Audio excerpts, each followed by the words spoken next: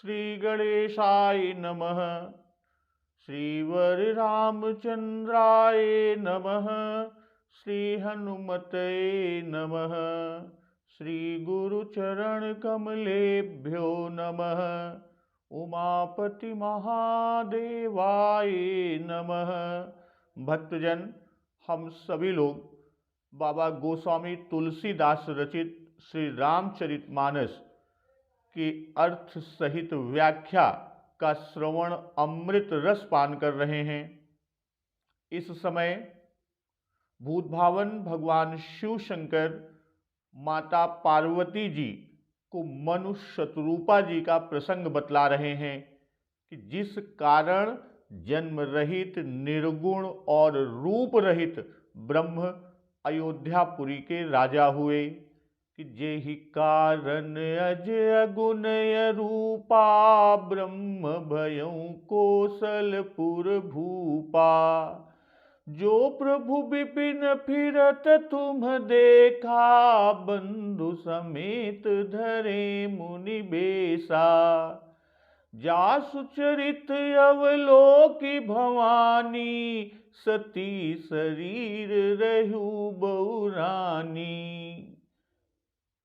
जिस कारण से जन्म रहित निर्गुण और रूप रहित ब्रह्म अयोध्यापुरी के राजा हुए और जिन्हें बंधु समेत वन में मुनि वेश में देखा था और जिनके चरित्र को देखकर सती शरीर में आप बावली हो गई थी, उन्हीं मनु शतरूपा के प्रसंग में कि किस तरह ब्रह्म ने अवधपुर में जन्म लिया, अवतरित हुए। तो मनु शतरूपा जी के क्रम में कि राज्य मनु महाराज ने अपने पुत्र को दे दिया और पत्नी सहित वन के लिए गमन किए। और कहाँ किए कि तीर्थ बर नैमिष विख्याता अति पुनीत साधक सिद्धि दाता। बसहि तहाँ मुनि सिद्ध समाजा तहीं हरषि चलऊ मनु राजा। पंथ जात सोहै मति धीरा ज्ञान भगति जनु धरे शरीरा। पहुँचे जाई धेनुमति तीरा हरषि नहाने निर्मल नीरा। आए मिलन सिद्ध मुनि ज्ञानी धर्म धुरंधर नृपऋषि जानी। तो मनु महाराज अपनी पत्नी के साथ वन को गमन किए और तीर्थ नैमिष जो विख्यात है वहां पर गए, जहां अति पुनीत साधक सिद्धिदाता, जहां पवित्र और साधकों को सिद्धि देने वाला तीर्थ नैमिष अर्थात नैमिषारण्य वहां के लिए गए। और गोमती जी के किनारे जा पहुंचे तो हर्षित होकर मनु महाराज पत्नी समेत गोमती जी के निर्मल जल में स्नान किए। इस तरह कृष्ण शरीर मुनिपट परिधाना सत समाज नित सुनहि पुराना। वे मुनियों के वस्त्र को धारण किए हुए संतों के समाज में नित्य पुराण सुनते और साथ ही साथ 12 अक्षर मंत्र पुनि जपहि सहित अनुराग। वासुदेव पद पंकरुहु दंपति मन अति लाग। और 12 मंत्र ओम नमो भगवते वासुदेवाय इसका प्रेम सहित जप करते और भगवान वासुदेव के चरण कमलों में मनु महाराज और उनकी पत्नी शतरूपा जी का मन बहुत ही लग गया और तप करने लगते हैं।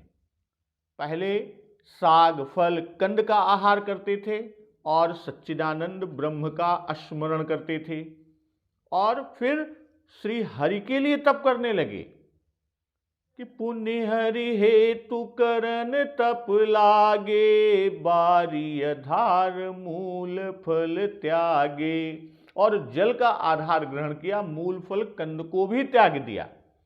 और क्या अभिलाषा उनके हृदय में है? उर अभिलाष निरंतर होई, देखिए नयन परम प्रभु सोई।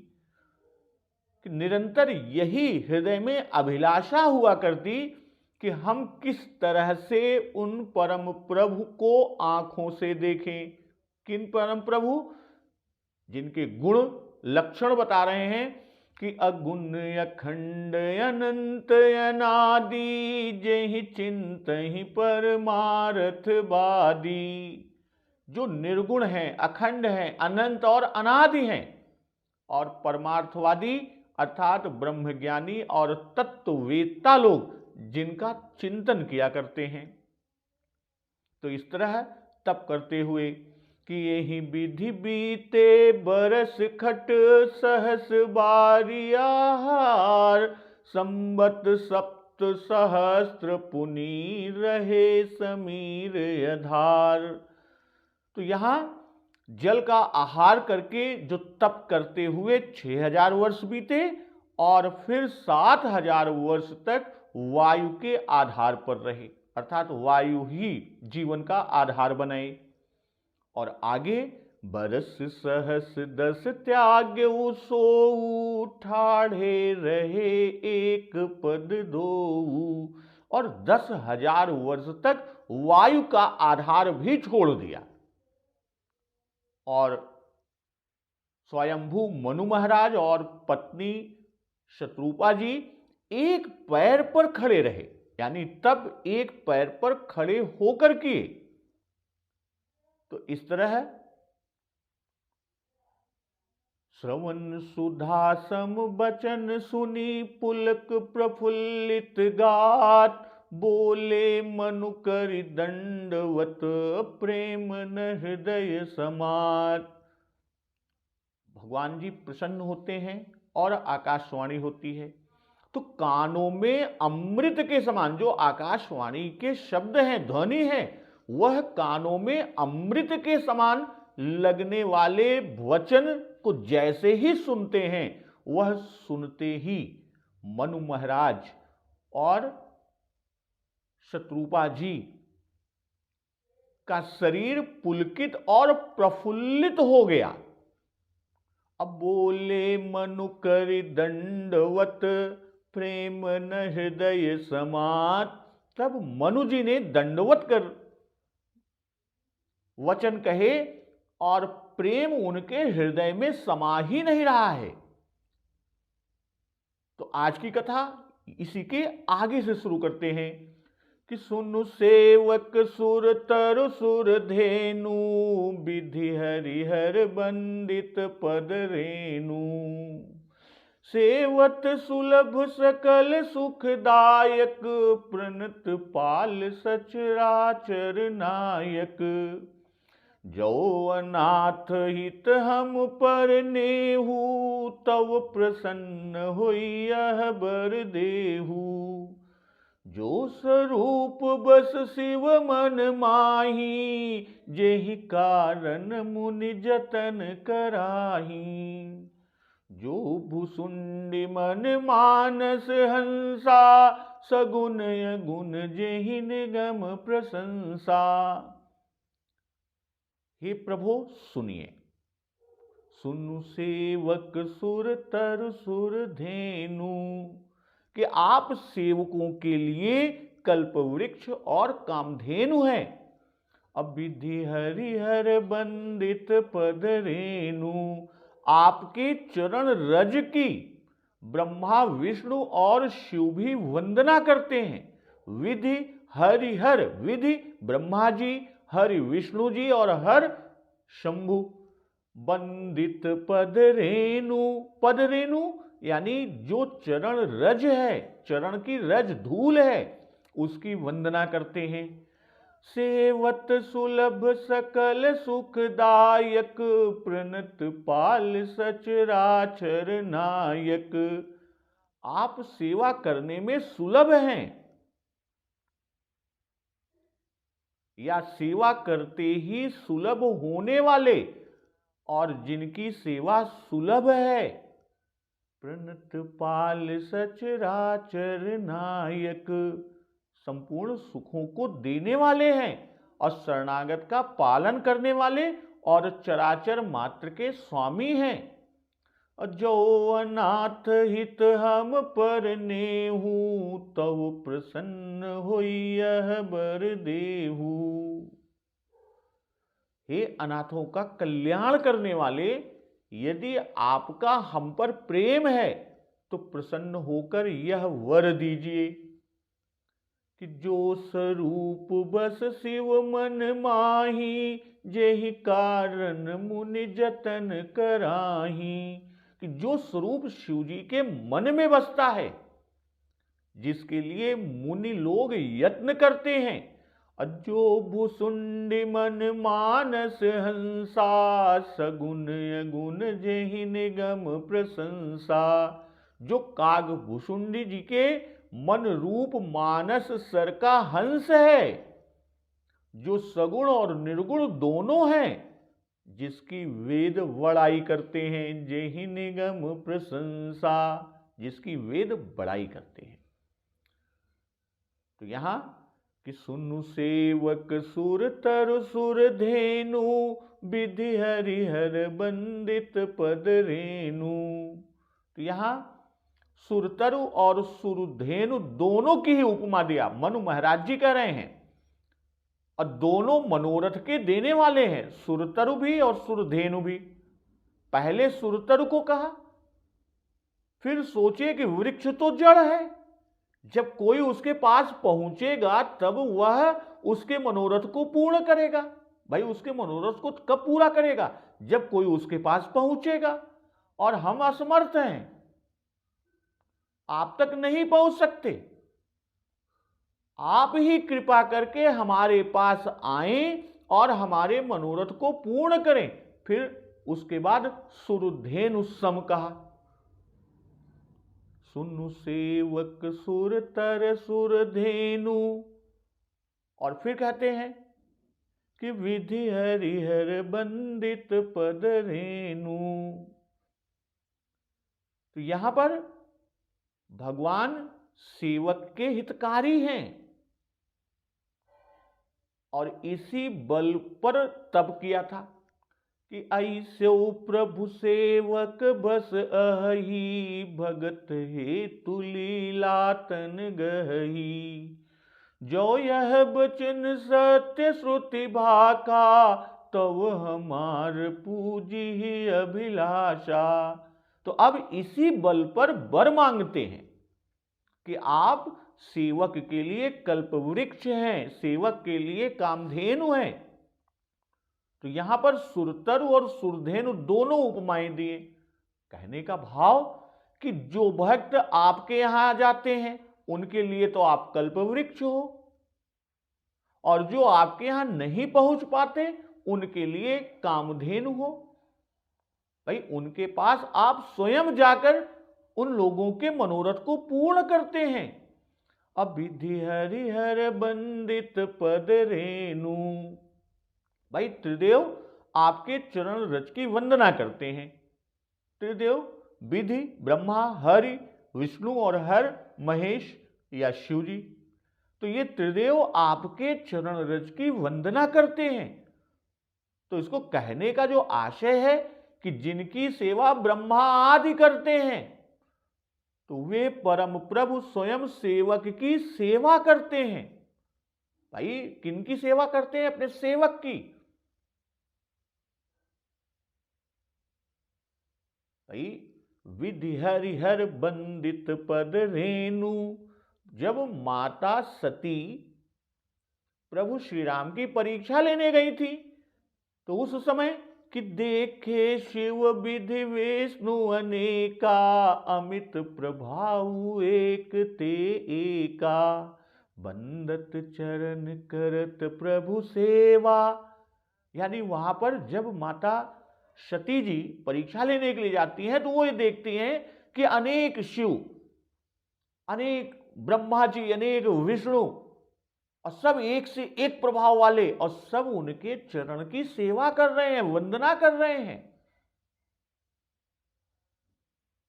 तो सेवत सुलभ सकल सुखदायक, प्रणत पाल सचराचर नायक। तो जो सेवत सुलभ है, जिसकी सेवा आसान है, वह सब सुखों का दाता नहीं होता।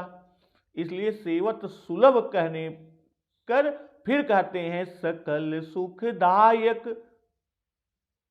सेवत सुलभ कहकर सेवत सुलभ सकल सुखदायक, कि ऐसे एक आप ही हैं, आप में ही ये दोनों गुण हैं कि जिनकी सेवा भी आसान है और सुलभ भी है, सुखदायक भी है।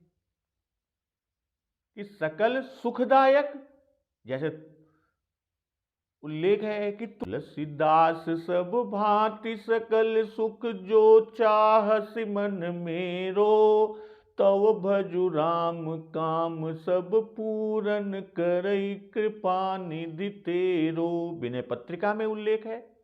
तो पहले सुरतरु और सुरधेनु के समान कहा, और अब दोनों के धर्म को कह रहे हैं कि सेवत सुलभ सकल सुखदायक। उनके धर्म है सकल सुखदायक, अर्थात अर्थ धर्म काम मोक्ष चारों पदार्थों के दाता हो। अप्रणत पाल सचराचर नायक, यानी चराचर को आप पालते हैं। तो यहां प्रणत को सचराचर या चराचर से पृथक कहने के पीछे का जो भाव है कि चराचर की अपेक्षा प्रणत का विशेष पालन करते हैं। और जो अनाथ हित हम पर नेहू, तव प्रसन्न होई यह बर देहू। अनाथ हित कहने का भाव कि भगवान अनाथ पर कृपा करते हैं। बाबा जी ने इसका उल्लेख किया है सुंदरकांड में कि तात कबहु मोहि जानी अनाथा, करी है कृपा भानुकुल नाथा। जब हनुमान जी विभीषण जी से मिलते हैं तो विभीषण जी कहते हैं कि तात कबहु मोहि जानी अनाथा, करी है कृपा भानुकुल नाथा। कि भगवान तो अनाथों पर कृपा करते हैं, और अनाथ के हित एकमात्र आप ही हैं, दूसरा नहीं। भाई अनाथ के हित एकमात्र आप हैं और कोई अन्य नहीं। तो जो यह बचन सत्य श्रुति भाखा, तो हमार पूजी अभिलाषा। ये कहा, और आगे भी कि देखें हम सो रूप भरि लोचन, और साथ में कि नाथ देखि पद कमल तुम्हारे, अब पूरे सब काम हमारे। तो यहां पर कि जहां दोनों का सम्मत एक नहीं है, जहां दोनों पृथक पृथक वर मांगते हैं, तो वहां एक वचन में कहा गया कि सो तुम जानहु अंतर्जामी, पुरवहु मोर मनोरथ स्वामी। और दूसरी तरफ चाहु तुम्हि समान सुत, प्रभु सन कवन दुराऊ। और इधर कहते हैं बंदी चरण मनु कहु बहोरी, अवर एक बिनती प्रभु मोरी। कि मम जीवन तिमि तुम्हि अधीना, और सोई कृपाल मोहि अति प्रिय लागा। ये चीजें कहते हैं। मनु जी आगे कह रहे हैं कि जो स्वरूप बस शिव मन माही, जेहि कारण मुनि जतन कराही। भाई ब्रह्म को नेत्र भर देखना चाहते हैं। यही तो मनु जी की इच्छा है। मनु जी ने उर अभिलाष निरंतर होई, देखिए नयन परम प्रभु सोई। तो यही तो उनकी लालसा है, इच्छा है हृदय की, कि ब्रह्म को नेत्र भर देखना चाहते हैं। अब ब्रह्म के शरीर नहीं है, इसीलिए कहा था कि भक्तों के लिए लीला तनुगहई। पर लीला तन तो चतुर्भुज शेषशायी अष्टभुज भूमा पुरुष चतुर्व्यूह द्वादश व्यूह सहस्त्र भुज विराट पुरुष मच्छ कच्छ वराह नृसिंह कृष्ण इत्यादि अनेक हैं। लीला तन तो बहुत सारे। तुम किस लीला तन का दर्शन करना चाहते हो, इस पर कहते हैं जो स्वरूप बस शिव मन माही, जेहि कारण मुनि जतन कराही।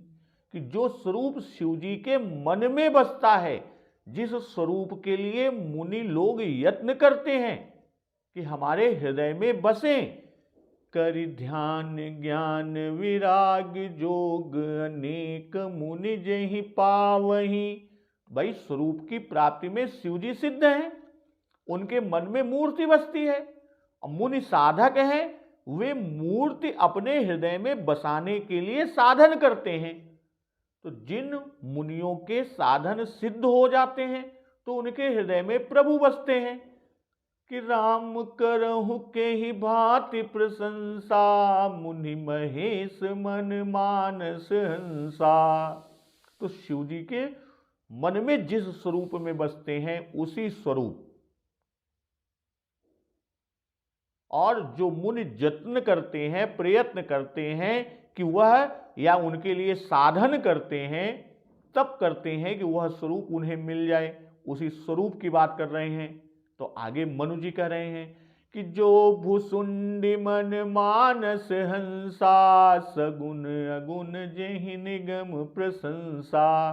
भाई श्री शिव जी और भुसुंड जी दोनों प्रेमी हैं, दोनों ब्रह्म के स्वरूप और स्वभाव के जनैया हैं, जानने वाले हैं।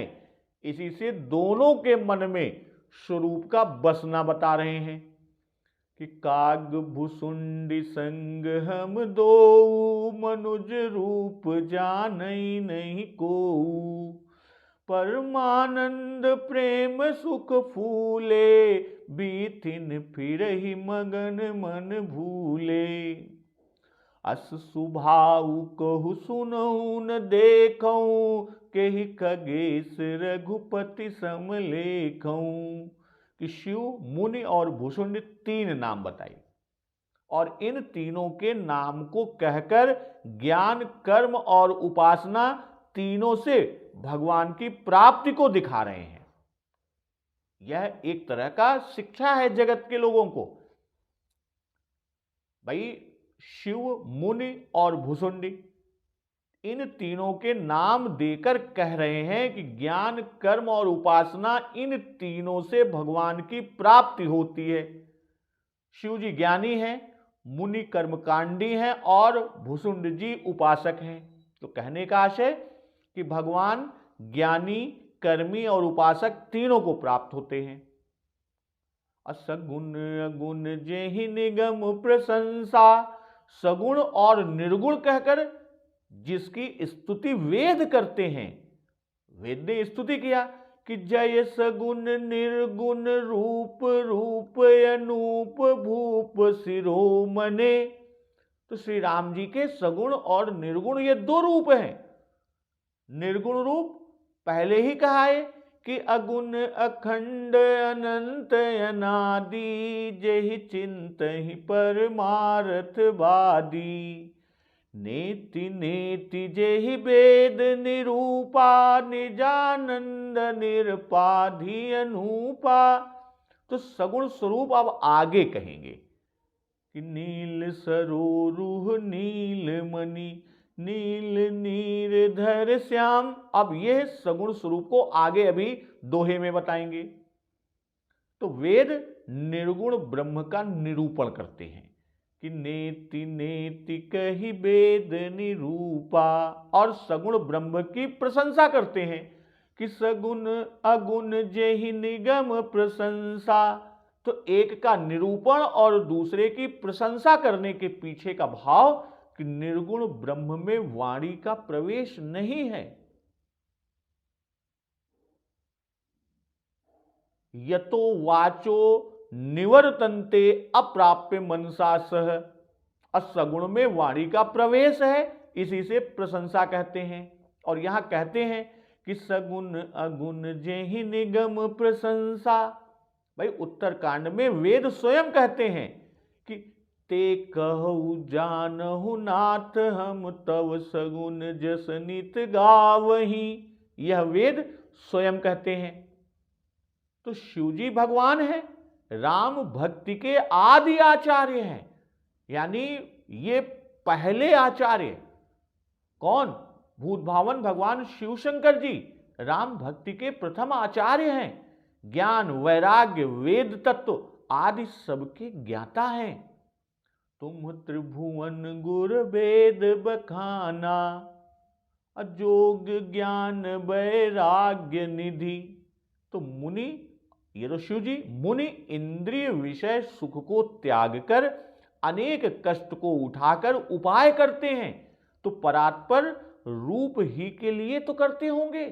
अब भुसुंड जी ऐसे परम भक्त हैं कि जिनके आश्रम के आसपास 4 योजन तक माया नहीं व्याप्ति, और वे भी परात्पर की ही उपासना करते हैं। तो वेद भी परात्पर रूप की ही अगुण सगुण कहकर प्रशंसा करते हैं। तो तीनों के सिद्धांत से, तीनों के मानने से कि जो ब्रह्म हो वही परात्पर होगा। कि देखें हम सो रूप भरि लोचन, कृपा करहु प्रणतारति मोचन। दंपति बचन परम प्रिय लागे, मृदुल विनीत प्रेम रस पागे। भगत बछल प्रभु कृपा निधाना, विश्ववास प्रगटे भगवाना। हे प्रणत के दुख को छुड़ाने वाले, हम वह रूप नेत्र भरकर देखें ऐसी कृपा कीजिए।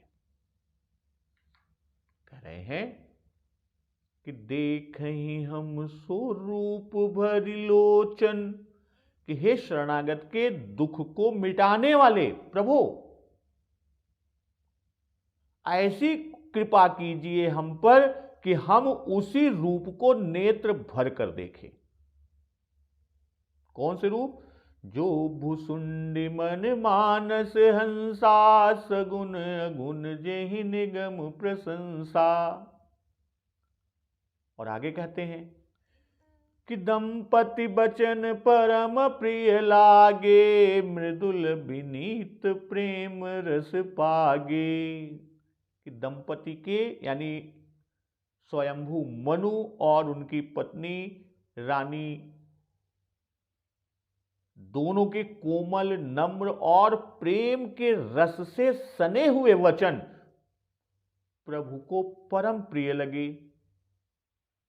और भक्त वत्सल दया सागर विश्व मात्र में व्यापक भगवान प्रभु प्रकट हो गए। कि भगत बछल प्रभु कृपा निधाना, विश्ववास प्रगटे भगवाना। समस्त विश्व में जो व्यापक है, सर्व समर्थ भगवान प्रकट हो गए।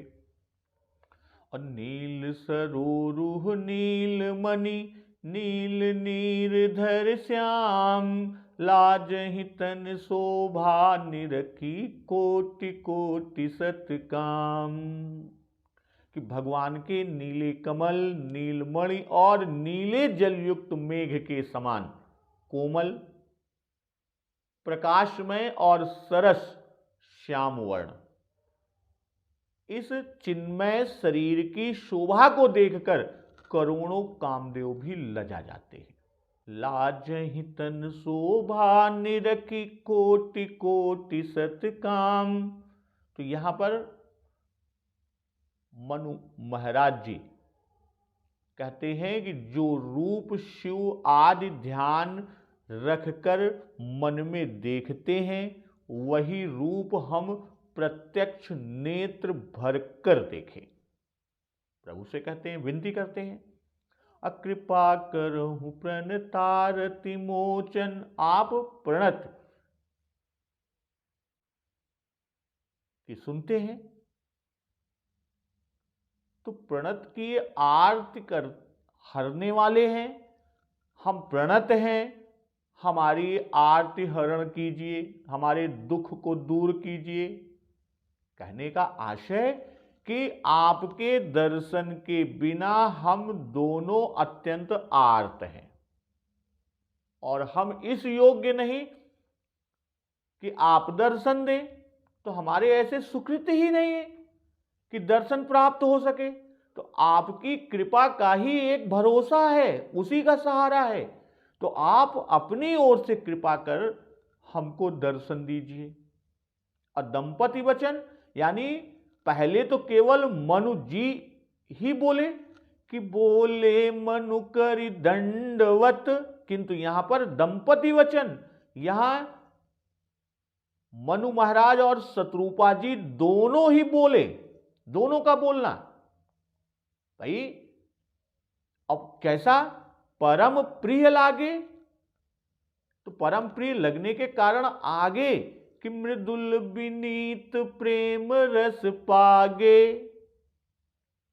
आगे कहेंगे कि वचन कोमल है, सुनने में कटु या कठोर नहीं है, विनम्र है, अब बड़ाई लिए हुए हैं। अर्थात उनमें सेवक स्वामी भाव का उल्लंघन नहीं हुआ, उसी के अनुकूल किया, मर्यादा के अनुकूल, और किसी भी प्रकार का अहंकार नहीं, यानी वो अहंकार शून्य है और प्रेम के रस से सने हुए हैं, पगे हुए हैं। अब भगवान को प्रेम प्रिय है।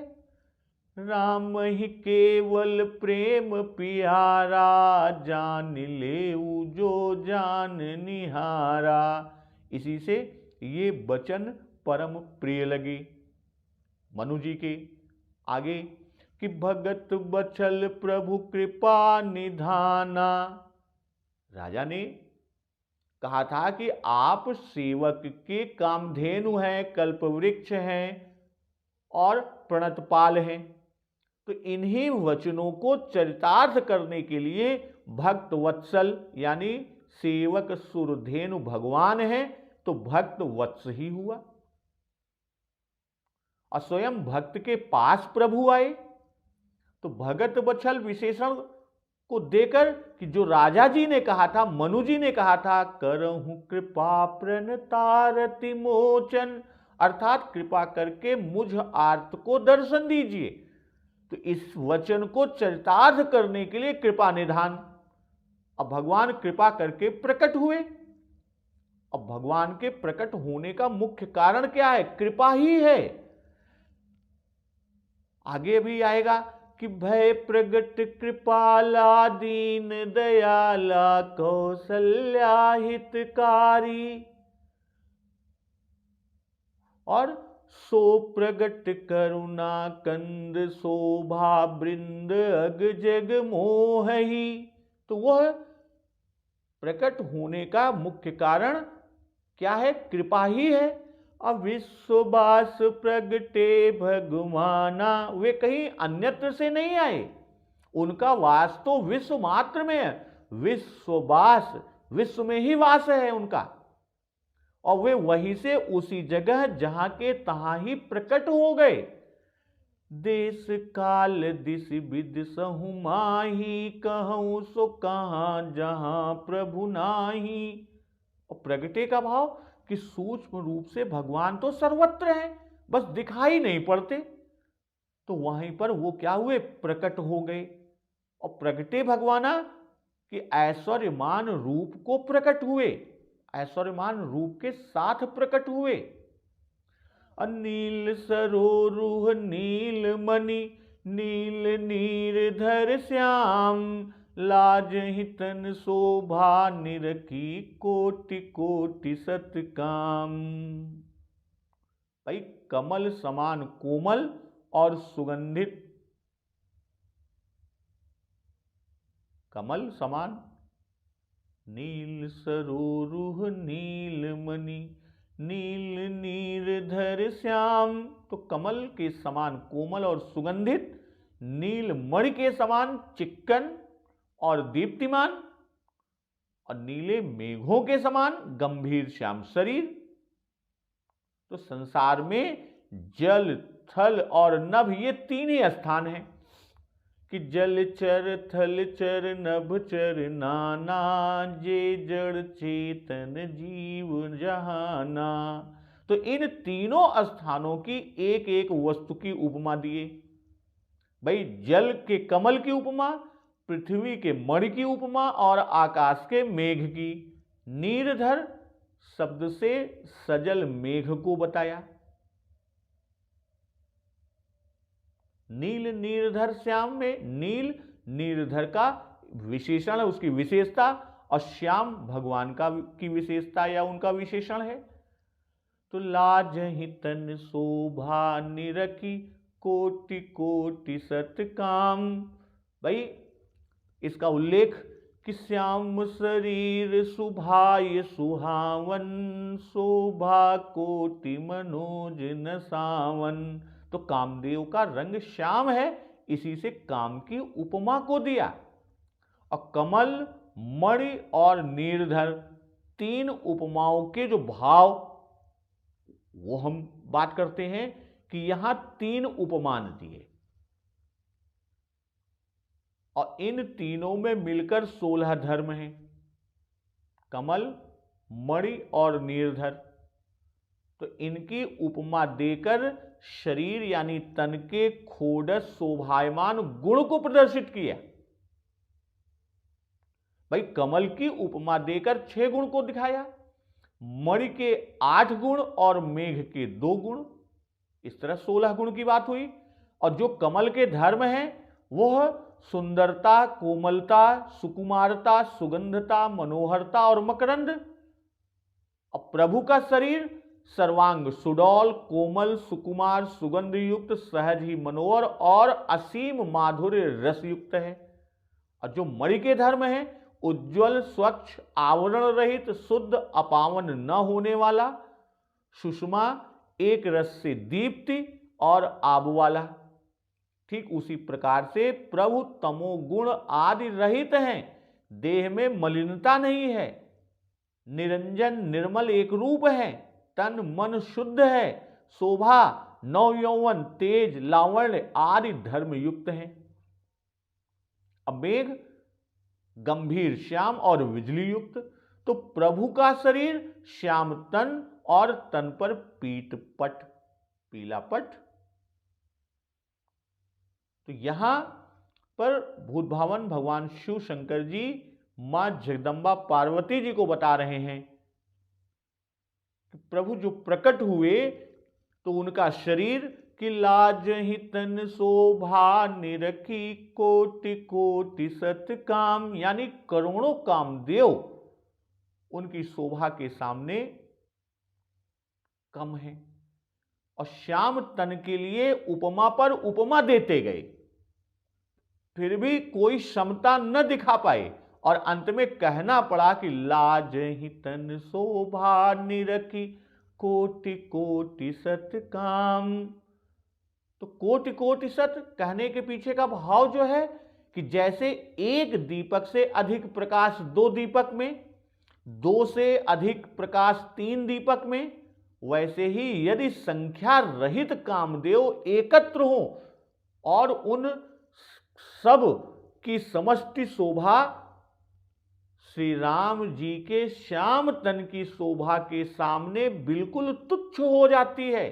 जैसे हम कहें कि सूर्य के आगे दीपक तुच्छ होता है। ये बता रहे हैं, शरद मयंक बदन छवि सीवा, चारु कपोल चिबुक दर ग्रीवा, अधर अरुण रद सुंदर नासा, विधुकर निकर बिनिंदक हासा। नव अम्बुज अम्बक छविनी की, चितवन ललित भावती जी की। भृगुटि मनोज चाप छबिहारी, तिलक ललाट पटल दुतिकारी। कुंडल मकर मुकुट सिर भ्राजा, कुटिल केस जन मधुप समाजा। यहां पर कि उनका मुख शरद यानी पूर्णिमा के चंद्रमा के समान छवि की सीमा स्वरूप था, यानी चंद्रमा के समान छवि की सीमा है। गाल और थोड़ी सुंदर हैं। चारु कपोल चिबुक दर ग्रीवा, और गला शंख के समान है।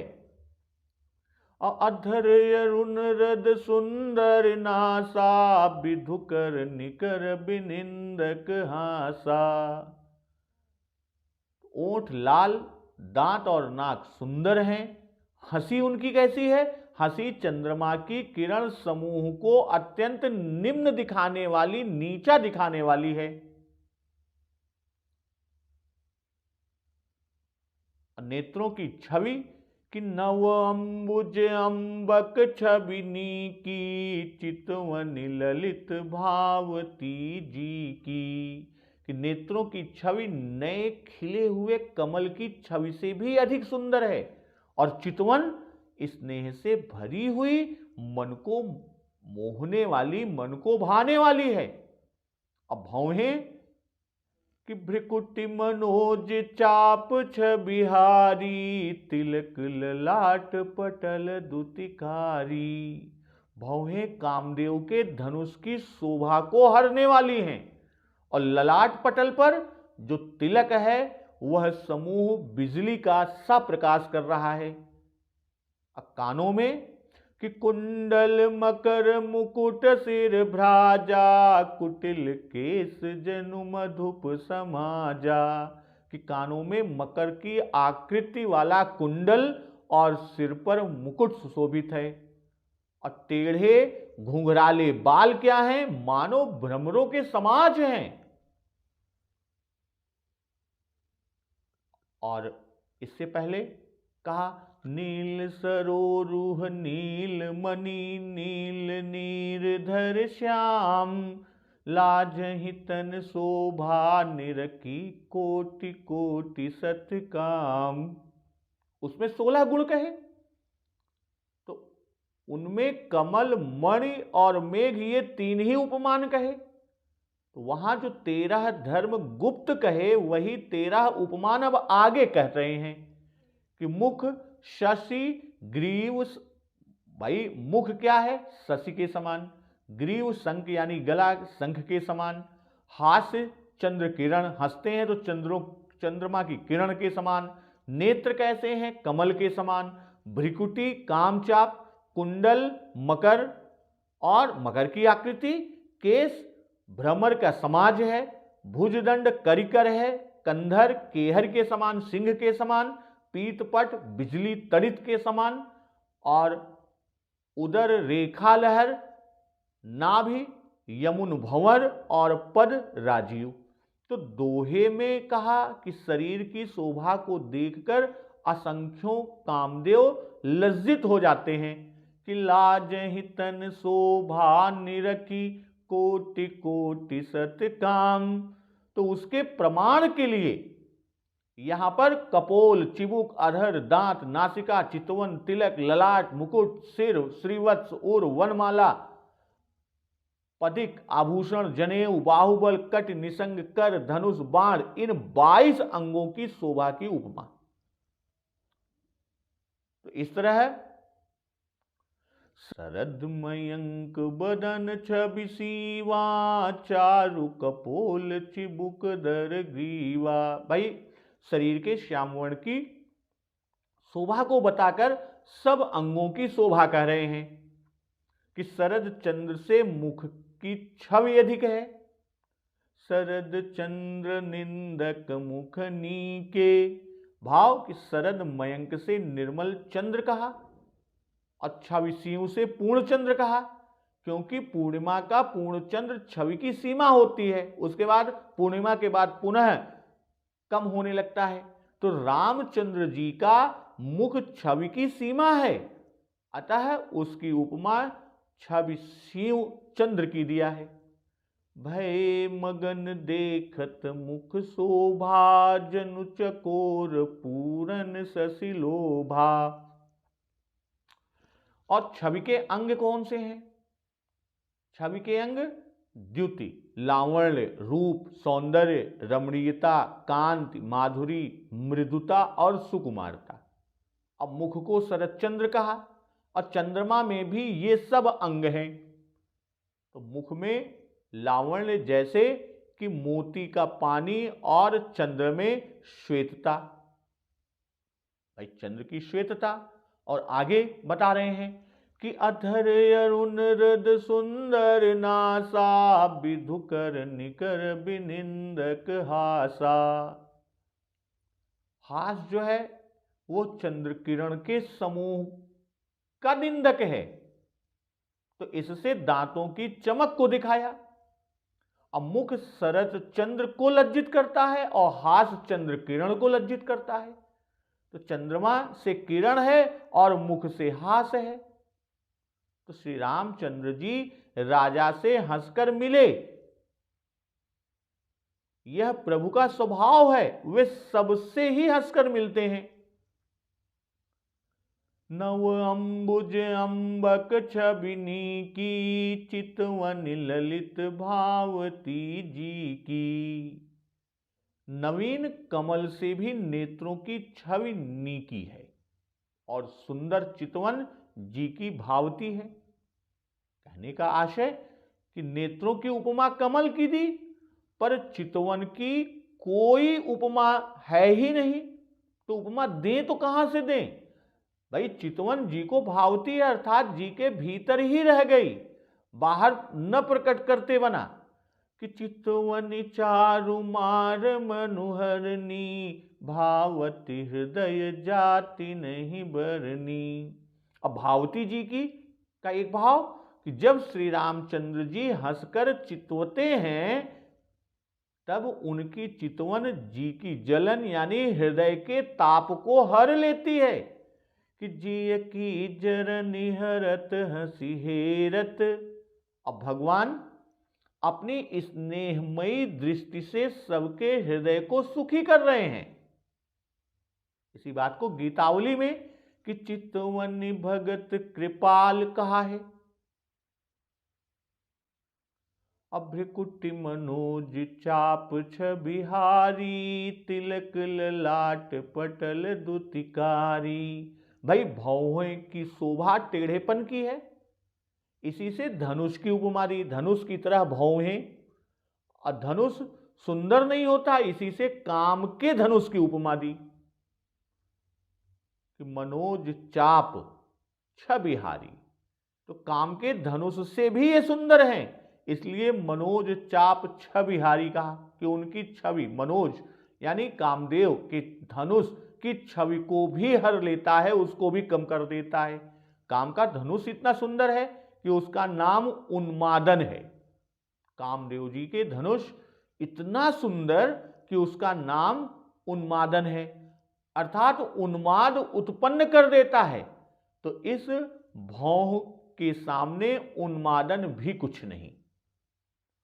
तिलक ललाट पटल दुतिकारी। ललाट पटल यानी मस्तक का तल, सतह यानी ललाट मंडल, तो ललाट का कस्तूरी तिलकम ललाट पटले, वक्ष स्थले कौस्तुभम। और द्युति या द्युति का अर्थ है दीप्ति, कांति, प्रकाश या चमक। तो ललाट की तह पर तिलक प्रकाशमान है, द्युतिकारी चमकने वाला है, प्रकाश करने वाला है। भाई भ्रिकुटी को चाप कहकर तब तिलक का वर्णन कर रहे हैं। और तिलक किस तरह है? बिल्कुल जैसे भ्रिकुटी हमारी चाप के समान है, तो तिलक बाण के समान है कि भाल विशाल विकट भृगुटी बिच तिलक रेख रुचि राजे मनहु मदन तम तक मरकत धनु जुगल कनक सर साजे। गीतावली में इसका उल्लेख किया है कि तिलक की उपमा बिजली की सी दी गई, इसी से इसे दुत्कारी कहा।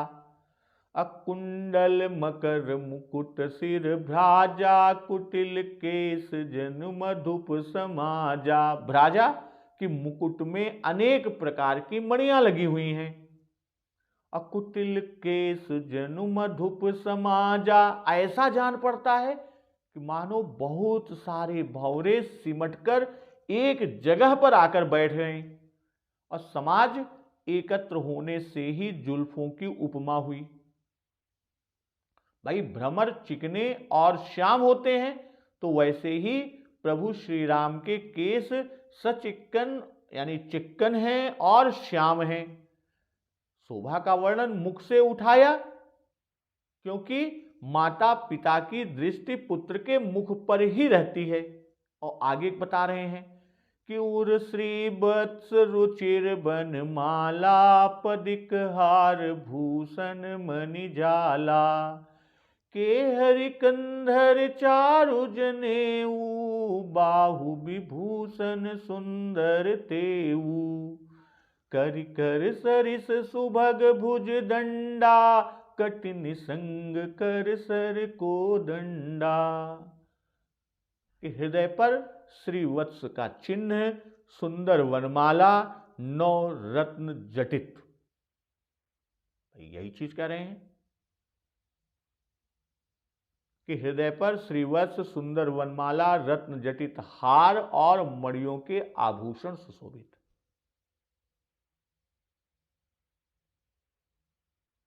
और के हरि कंधर चारु जनेऊ बाहु विभूषण सुंदर तेऊ। सिंह किसी मांसल गर्दन है, सुंदर देदीप्यमान चमकता हुआ पीत जनेऊ है, यज्ञोपवीत है, और भुजाओं के आभूषण भी सुंदर हैं।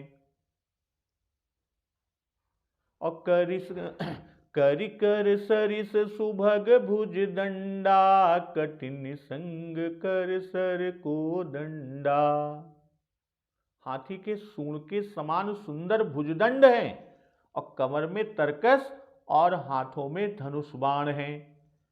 और आगे बता रहे हैं तलित बिनिंदक पीत पट उदर रेख बर तीन नाभि मनोहर लेति जनु जमुन भंवर छबिछीन। कि पीतांबर बिजली को भी अत्यंत नीचा दिखाने वाला है। और पेट पर सुंदर 3 रेखाएं जो त्रिवली हैं, नाभि मन को हर लेने वाली है, मानो यमुना जी के भंवरों की छवि को छीन लेती है। तो यहां जो बता रहे हैं प्रभु के बारे में कि वनमाला, भाई जो कहा उर श्रीवत्स रुचिर बनमाला, बनमाला तुलसी, कुंद, मंदार, परजात यानी पारिजात और कमल, 5 चीज। कौन कौन से? तुलसी, कुंद, मंदार, पारिजात और कमल, इन 5 पुष्पों की बनी हुई वनमाला जो गले से लेकर चरणों तक लंबी होती है। गीतावली में तुलसी के फूलों से रचित वनमाल कहा गया है कि सुंदर पट पीत बिसत भ्राजत बनमाल उरसी तुलसी का प्रसून रचित विविध विधि बनाई। तो यहां वनमाला 5 पुष्पों की बनी हुई माला। कौन कौन सी? तुलसी, कुंद, मंदार, पारिजात और कमल। अपदिक हार भूषण मन जाला। पदिक के कई अर्थ हैं। पदिक यानी पदक या रत्न, हीरा, जवाहर या कौस्तुभ। और पदिक हार यानी रत्नों का हार। वक्ष स्थले कौस्तुभम। और पदिक का एक अर्थ होता है चौकी, धुकधुकी या नवरत्न जटित स्वर्ण का चौकोर आभूषण जो हार के बीच में वक्षस्थल पर रहता है। और केहर कंधर यानी सिंह की सी ग्रीवा है, कंधर माने ग्रीव। तो इस तरह कि करि कर सरिस सुभग भुज दंडा, कठिन संग कर सर को दंडा। तो हाथी की सूंड के समान कहकर बाहु का आकार और बल को बता रहे हैं कि काम कलभ कर भुज बल सीवा, कि पुरुषों की भुजाएं कड़ी और बलिष्ठ होती हैं, उतार चढ़ाव की सुडौल तथा लंबी हैं, और हाथी के सूंड में और सब अंगों से अधिक बल होता है। हाथी का सूंड जो है वो और अंगों से अधिक बलिष्ठ होता है। तो इन सब बातों के लिए कर कहा। और स्त्रियों की भुजाएं कोमल, नर्म और नाजुक होती हैं, इसी से स्त्री की भुजा को वल्ली कहते हैं और पुरुष की भुजा को दंड कहते हैं। कठिन संग कर सर को दंडा, यानी धनुष बाण धारण किए हुए मूर्ति प्रकट हुई है कि हम प्रणतारति हरता, भक्त सुखदाता और असुरों के नाशक हैं। तो मनु महाराज ने प्रार्थना की कि जो स्वरूप शिवजी तथा भुसुंड जी के हृदय में बसता है, उस स्वरूप का हमको दर्शन हो, यही उनकी प्रार्थना है। और श्री शिवजी और काकभुसुंड जी के हृदयों में धनुष बाण धारण किए हुए ऐसी मूर्ति बसती है, इसीलिए धनुष बाण धारण किए हुए मूर्ति प्रकट होती है। प्रभु उसी रूप में प्रकट होते हैं। तो इस तरह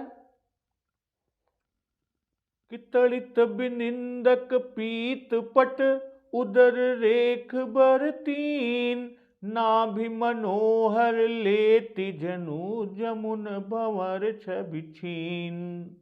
यानी स्वर्ण वर्ण का प्रकाशमय पीतांबर, बिजली को भी लज्जित करने वाला। और पेट पर सुंदर 3 रेखाएं त्रिवली थी, और नाभि ऐसी मनोहर थी मानो यमुना जी के भंवरों की छवि को छीन लेती हो। अब और प्रभु का रूप का, सगुण रूप का जो वर्णन करते हैं, उनकी विशेषताओं और लक्षणों को बताते हैं। आगे का वर्णन का अमृतपान हम लोग अगले दिवस में करेंगे। आज की कथा यहीं पर समाप्त करते हैं। तो एक बार जोर से बोलिए, सियावर रामचंद्र की जय, पवन सुत हनुमान की जय। जगत जननी मां जगदम्बा की जय, गुरुदेव भगवान की जय, उमापति महादेव की जय। जय श्री राम।